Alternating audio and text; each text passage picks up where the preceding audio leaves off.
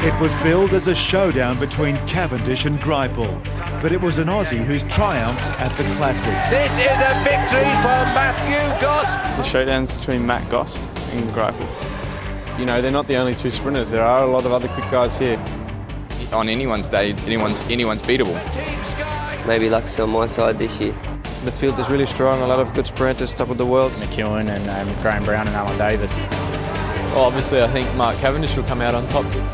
The sprint side of it here this year, the stages are going to be some pretty crazy, hectic finishes. Definitely going to be a fight up in the streets to get something. Discover the history and success behind the name of the famous creek, and the riders aren't too far away from that now as they head for their second sprint of the day. Well, you can see just sitting at the back there is Perget. He will try and get some revenge. That's 1 kilometre to this next sprint point of the day, and it is so important on this first day out on the open road to try and get a few time bonus seconds if you can, because it puts you and the team high up in the rankings. Well, Mitchell Docker, the big point scorer at the previous sprint, which was only about 6 kilometres ago, is sitting at the back of that 5-man leading group at the moment. The peloton here is around 2.5 minutes behind, but I think they feel now they've got these 5 men under control. Here comes the sprint for the line, and it's Perget this time. The man we thought was the sprinter is going for it. He's being challenged by Simon Clark.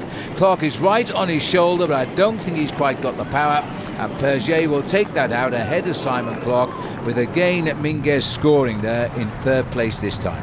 Well, Perget, no stranger to the Tour Down Under. He's been here a couple of times before. A little tap on the back there, and if you look at that face, you can tell, Phil, that he's very happy to get himself that 3-second time bonus. One of relief, I think, there. There's the gap, 2 minutes and 25 seconds. And the field will be heading now to Angaston, and once they get to Angaston, 109 kilometres under the wheels, and they've got 2 laps totaling 229 kilometre circuits to go before the end of the day. There's the beautiful Barossa vineyards there. As the riders here, this is Travis Meyer at the head now, just keeping everybody in touch as they're now heading up towards the finishing line, first time through, and then they've got 58 kilometres. A lovely crowd here enjoying the sunshine, just 2 hours so far, but there's another good hour of racing still to come as the riders now head up towards the feeding station here, and this is where they can rehydrate, because this is the Powerade hydration station, and the first time they'll have had a chance to get on some victuals. Well, absolutely, Phil. It's very important on a day like this. We're looking at 26, 27 degrees Celsius, so it is important to take on board plenty of food and drinks, and especially to keep yourself properly hydrated. So 57 kilometres left to go. The gap is 2.5 minutes. 5 men to the bunch.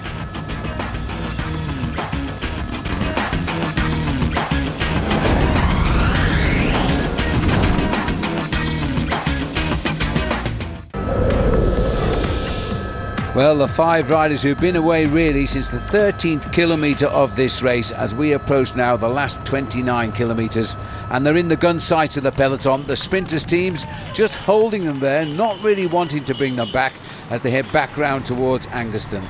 Now you can see the second file of riders there. That's Omega Pharma Lotto. That's the team of Andre Greipel. They will be ready to take up the pacemaking very shortly.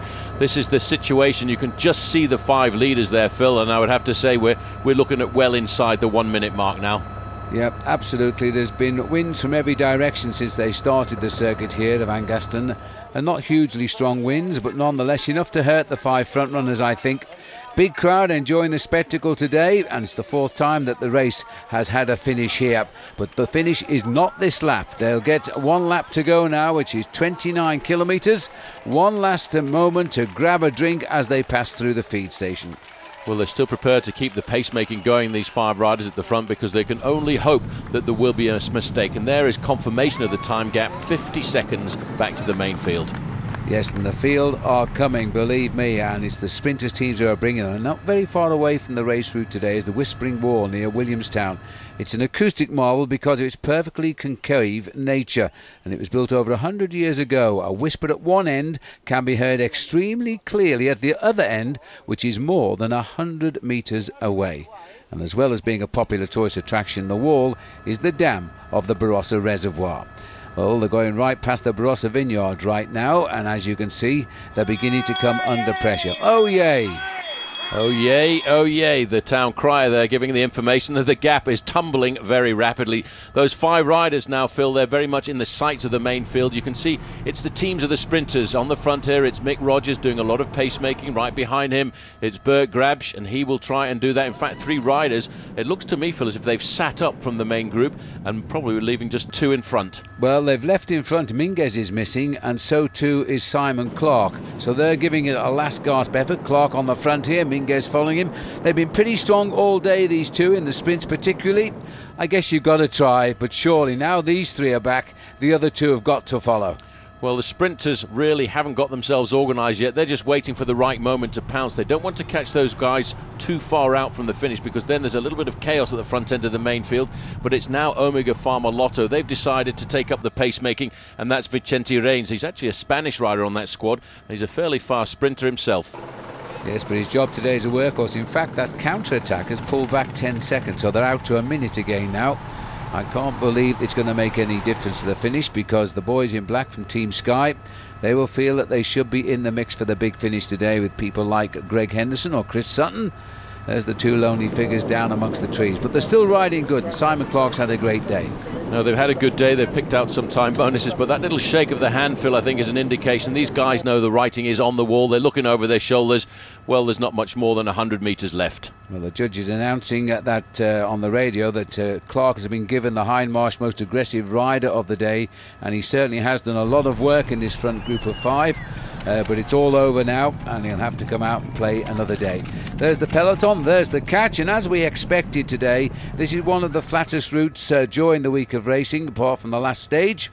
And now the sprinters are going to try and reorganise themselves here in the race for the finish. Well, in fact, it's Vacances Soleil, the team from Holland, which has come up to the front, and that's the team of Romain Fellou, the Frenchman, who himself is a very good sprinter. This is now the big battle of nerves. Well, Fellou, he doesn't speak any English, but he's very much down there, and he's making an appearance here, and he's a very fast finisher. Little flick of the arm there, a little bit more help required. HTC High Road, no problems for them to come through, because they think they might have the man. Question is, will it be Mark Cavendish, or will it be like it was 2 days ago, the fast sprint of Matthew Goss? Well, this is a big lead out, and there's Geraint Thomas trying to get in there, the British national champion, and he'll be looking after CJ Sutton. But you don't really ruffle the feathers of HTC High Road. They're sitting there in 2nd and 3rd position, and look at everybody behind Phil starting to look for the wheels. Well, as they start to wind this up, they've had 2 good looks at this finish today, so they know exactly where they must go. 2 left-hand corners as they line up for it, and really they need to come from the inside of the course. Well, they're zigging and zagging there. You can see looks like CJ Sutton is right up there. Garmin Cervelo man as well as Tyler Farrar, but it's still HTC very much in control at the front end of the main field. Look at the faces of everybody. Robbie McEwen now in the red. And Liquigas also trying to get in on the act with Francesco Kiki. But there's a rush on the right-hand side as we saw the pictures there. There's one of the left-hand bench. You nearly come from the inside if you're going to launch for the line here. HTC have still got control. Goss is in the centre. That looks like Liquigas is also trying to get their man through. McEwen is much better placed now as he moves through with the wheel. But it's Goss who's opened up the running. And Goss really has got his legs on this year. Goss is clear and Greipel is on his wheel and can't do what he did a year ago. And that's win the stage, because it is gone to Matthew Goss.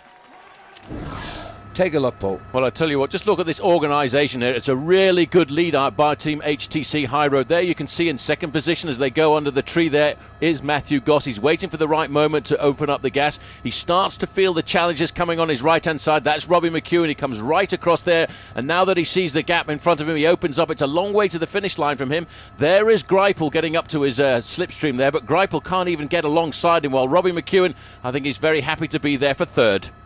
Well, I'll tell you, he did 5 wins last year. He's got 4 already this year. And all that with no sign for their top sprinter, Mark Cavendish. He finished down the field today. There's the result, though. Matthew Goss getting the victory. Andre Greipel, last year's winner, in 2nd place. And Robbie McEwen crossing the line in 3rd, with Chris Sutton of Sky getting 4th. And the Tour Down Under's leaders jersey tomorrow will be on the shoulders of Matthew Goss. Same order here, Greipel, McEwen and Mitchell Docker, because of his bonuses out on course. He is in 4th place overall. Matthew Goss looking where to go next. Well, I can tell he's also the leader of the Jayco Sprint competition. He got 8 points for his victory there. Perget, who scored out en route, he'll hold 2nd place and will wear the jersey tomorrow. in the Skoda King of the Mountains, who was just that one. 16 points for Luke Roberts. That gives the Aussie from Uni SA the jersey to wear tomorrow in that competition as well. And the cycling instead, Best Young Rider, well, that's also on the shoulders tomorrow of Matthew Goss, but it'll be worn by Simon Clark, who was voted the most aggressive rider, which is sponsored by Hyde Marsh. Well, those are all the prize winners on day one. Now let's go to Mike Tomalonis.